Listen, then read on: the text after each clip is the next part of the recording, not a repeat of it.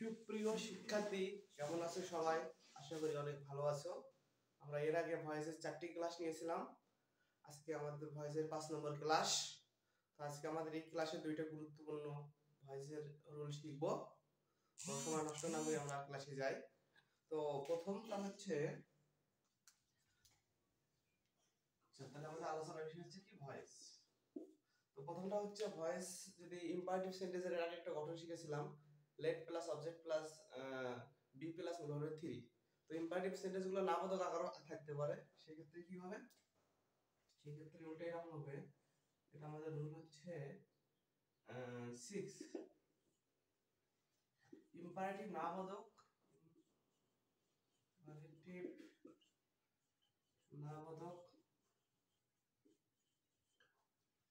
Imperative নামবোধক সেন্টেন্সকে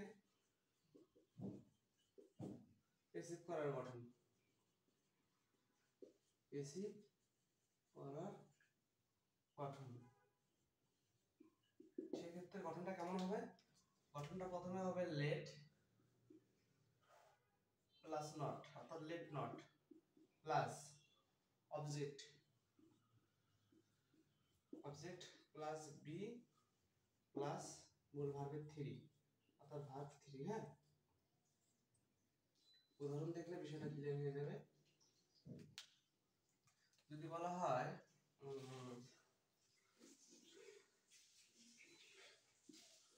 don't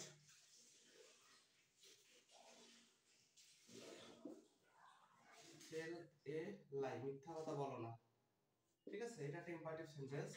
এটাকে যদি passive করতে বলে সেক্ষেত্রে কি হবে? এটাকে পেসিভ করতে বললে আমরা বললাম লেট নট, প্রথমে কি হবে? Let not a lie, be told. আশা করি বুঝতে পেরেছেন। তো এইরকম থাকতে পারে। আবার আরেকটা দেই, ডোন্ট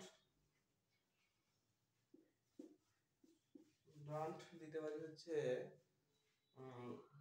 রান ইন দা সান, অথবা রোদে দৌড়াও না। তো বলতে পারি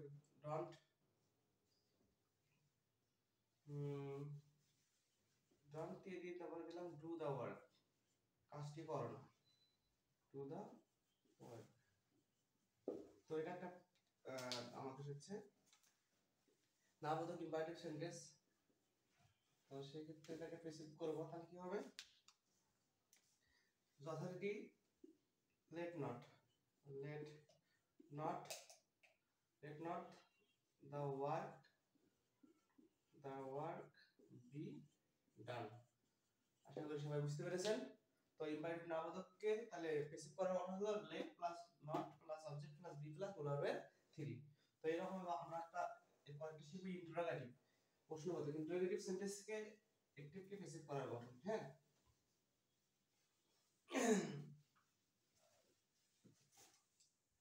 তো ইন্টারোগেটিভ এটা লিখব আমরা রুল 7 নম্বর রুল। তো ইন্টারোগেটিভ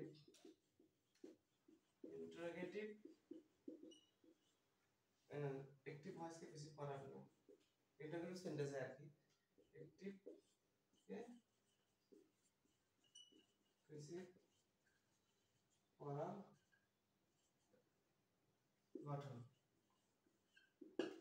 সেক্ষেত্রে প্রথমে কি হবে? সেক্ষেত্রে প্রথমে হচ্ছে টেন্স অনুযায়ী অক্সিলারি ভার্ব, টেন্স অনুযায়ী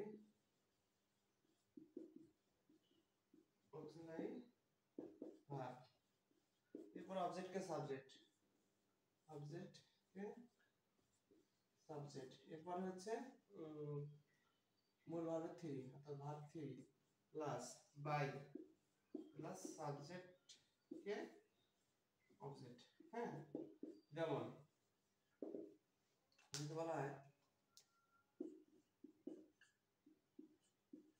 আর ইউ রিডিং এ বুক, তুমি কি একটা বই পড়তেছো? আর ইউ রিডিং এ বুক, তাহলে কি ইন্টারোগেটিভ সেন্টেন্স, এটাকে আমরা পেসিভ করব। আমরা জানি এম ইজ এর থেকে am being is being are being হয়, তাহলে এই বুকের সঙ্গে ইজ বিং হবে। সেক্ষেত্রে আমরা ইজ এ বুক দিলাম, এটা বিংটা দিলাম। Is a book being, is being a book বলবো আমি 3 রিড তিনটা একরকম বাই ইউর অবজেক্ট হলো ইউ, হ্যাঁ, আর ইন্টারোগেটিভ অবশ্যই প্রশ্নবোধক চিহ্নটা হবে। আশা করি বুঝতে পেরেছেন। তাহলে আমাদের এই ইন্টারোগেটিভের গঠন আর ইম্পারেটিভ না বোধক দুটো গঠন শিখলাম আজকে ক্লাসে। তো আশা করি এগুলো থেকে তোমরা পরীক্ষায় কমন পাবা। তো আজকে ক্লাসে পর্যন্ত, সকলে ভালো থাকবো, সুস্থ থাকবো, গুড বাই।